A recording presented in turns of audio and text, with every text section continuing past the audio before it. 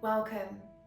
For those of you that don't know me, my name is Becky and I'm here today to share with you my experience of the last 24 hours on a water fast.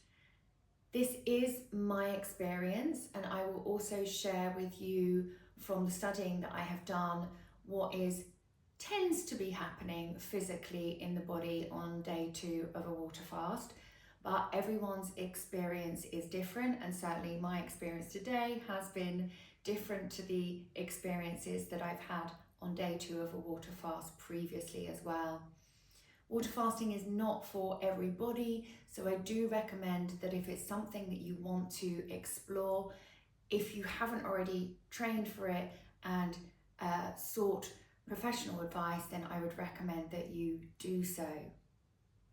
So the last 24 hours honestly have been a little bit of a breeze in comparison to how I've experienced other day 2s. Yesterday afternoon, I was being creative, creating videos for YouTube, which felt really fun and nourishing, and editing, putting them together, learning, relearning, because I'm just starting to share on YouTube again.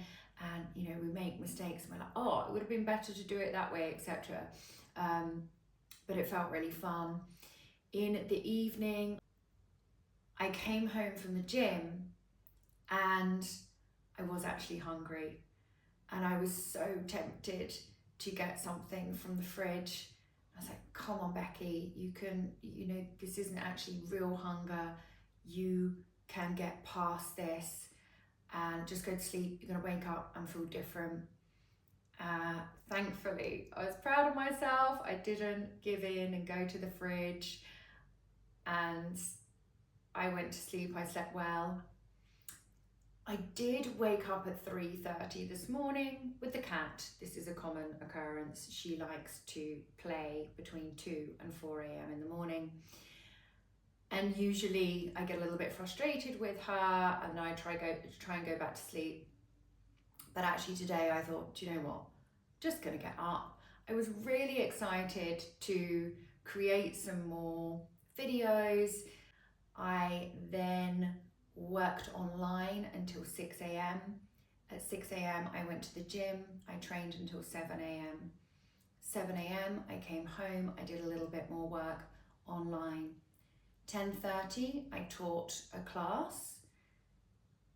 12 o'clock I created a program for high rocks athletes for flexibility and recovery.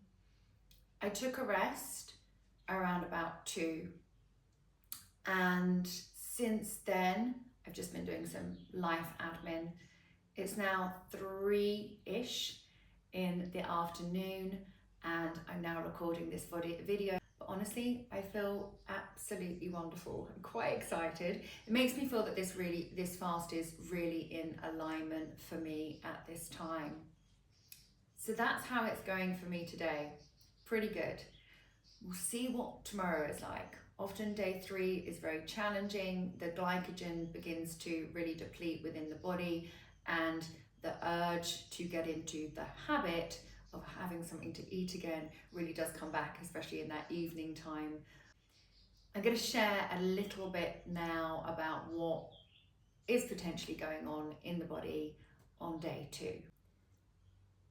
So day 1 is more about using up the glycogen stores. By day 2, most of them have been used up and you begin to shift into using fat as energy and potentially shifting into ketosis.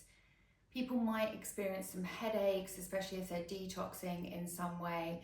And as they shift into ketosis as well, they might experience a funny taste in the mouth or an unusual smell of the breath. Also may feel waves of hunger come and go, maybe more or less than day 1, depending on the person.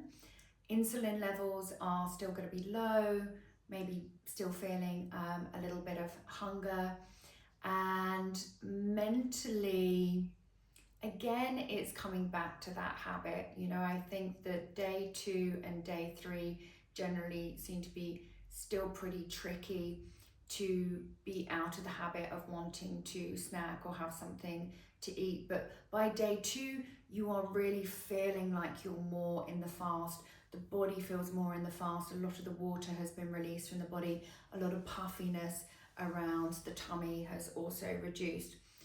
Nowhere near how it might do at the later stages if you do decide to go at the later stages, but you do begin to feel a change around about day 2. I'm now coming into day 3 now, about 2 hours into it. So I will return tomorrow with my update on day 3.